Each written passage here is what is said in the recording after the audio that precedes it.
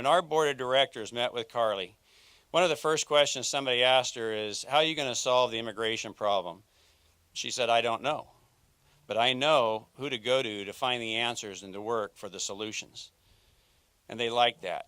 She was asked, how are you going to solve the water issues? And she had some of her own ideas how to solve the water issues. But the other thing she said, the first thing I do when I get in January, when I'm sworn in and I get to Washington, D.C., I'm going to go meet Senator Dianne Feinstein and say, what can we do to work together to bring solutions to get those pumps turned back on, to be able to create more water storage and new water for the state of California.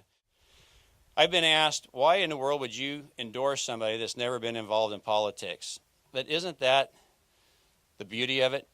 Because what drives the economic engine of our state and our nation is business. And the other thing, when people say, well, going to Washington, D.C. is going to be tough, it's going to be hard to battle. Not only has she battled people on the boardroom floor and been able to make a successful business life, she's battled cancer and beat it.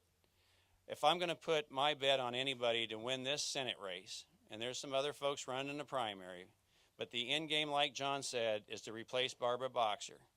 And if you want to put your ticket on the winning horse, the winning lady, the winning candidate, it's this lady standing here to my left. And I'm proud, on behalf of the California Board of Directors and the 80,000 farmers and ranchers that we represent around the state of California, to introduce the next senator from California that's going to replace Barbara Boxer this November, Carly Fiorina. Carly. California will reach our fullest economic potential when taxes are reduced and when unnecessary regulation is eliminated. We should be focusing now at the federal level in the U.S. Senate on three things, I believe. First, lowering taxes. Secondly, fighting for every job. And third, rewarding and incenting innovation. I am the only candidate in this race who's ever created a job. And perhaps that is why I believe we now must fight for every job. And I use the term very deliberately, fight, because people all over this nation and all over this world are fighting for our jobs. Nevada's fighting for our jobs, Texas is fighting for our jobs, so is Guatemala, so is Chile, so is China. We have to fight for our jobs.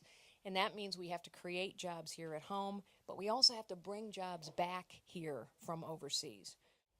I know why jobs come, and I know why they go. I am the only candidate in this race who's ever had to make the tough decisions and actually cut billions of dollars worth of expenditure.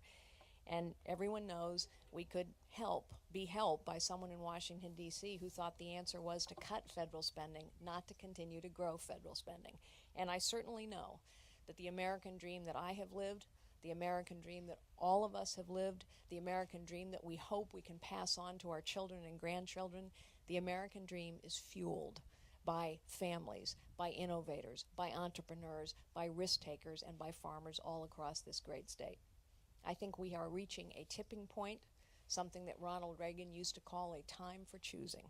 I think we have reached a time for choosing, where we need to take our government back, we need to make it work. That's what motivates me to run for the U.S. Senate today, and it is why I'm so proud to stand before you and thank the California Farm Bureau for their support and the Duarte family as well for all of theirs. And I hope we can count on your support as well.